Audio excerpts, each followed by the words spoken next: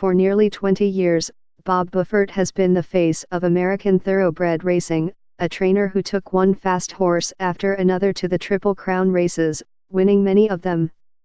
His white hair has made him distinctive, and his silver tongue has made him memorable.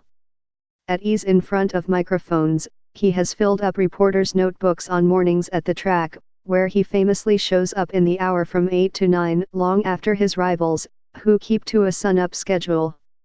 On Thursday, however, after the New York Times reported that Justify, the 2018 Triple Crown winner trained by Baffert, had failed a drug test shortly before the Kentucky Derby, Baffert let his lawyer do most of the talking.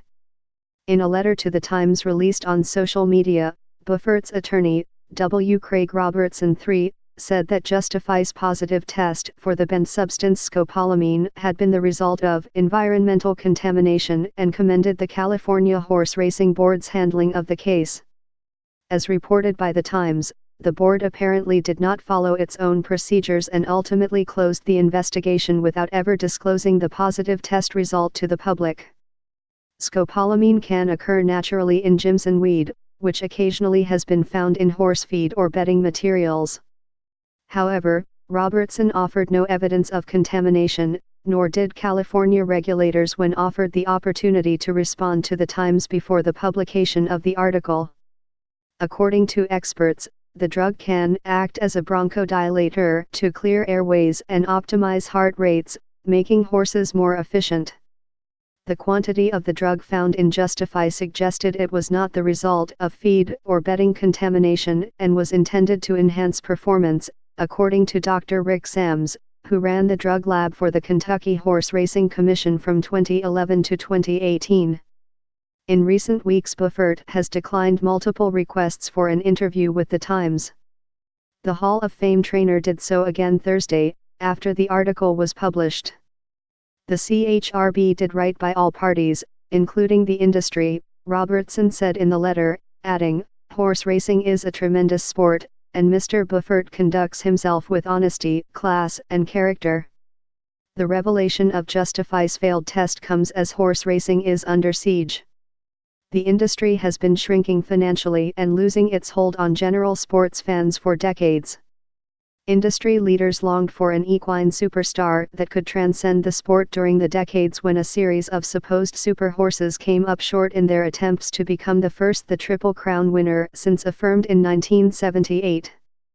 Then in 2015, under Baffert's guidance, American Pharoah pulled off the feat. As that breakthrough approached, Baffert was often sentimental and philosophical about his own rise from a third-rate jockey on the bush tracks of Arizona to one of the world's preeminent trainers. Baffert spoke about how a severe heart attack in Dubai had made him face his own mortality. He said he was hurt by an unflattering 2013 report by California regulators after 7 horses had died in his care. The report said that Baffert had been giving every horse in his barn a thyroid hormone without checking to see if any of them had thyroid problems. Baffert also spoke about how a narrow loss in the 2012 Derby, by a horse named after his son Bode, had made him seek inner peace. As Justify followed in American Pharoah's footsteps, horse racing appeared to have an even stronger chance at stirring back to life. But after 30 race horses died from injuries at Santa Anita Park in California over the winter and spring, the industry found itself back on the defensive. The Los Angeles County District Attorney's Office began an investigation, and California lawmakers and animal rights activists called for more regulation and transparency, especially when it came to drugs and horse safety. Baffert, 66, with his 5 Kentucky Derby winners and 2 Triple Crown champions, assumed a role as the sport's affable statesman.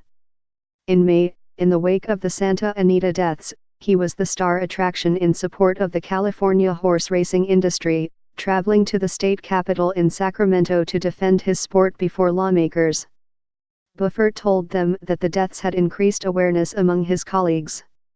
"I think the trainers are going to do a better job of policing themselves," he said. On Thursday, however, others were forced to defend the sport because of an unflattering narrative in which Baffert was a central character. In a statement, Kevin Flannery, the president of Churchill Downs, the host of the Derby, said neither the track nor the Kentucky Horse Racing Commission had known about the failed drug test before the Times article. "We do know that all pre- and post-race tests for 2018 Kentucky Derby participants came back clean, including Justify," the statement said.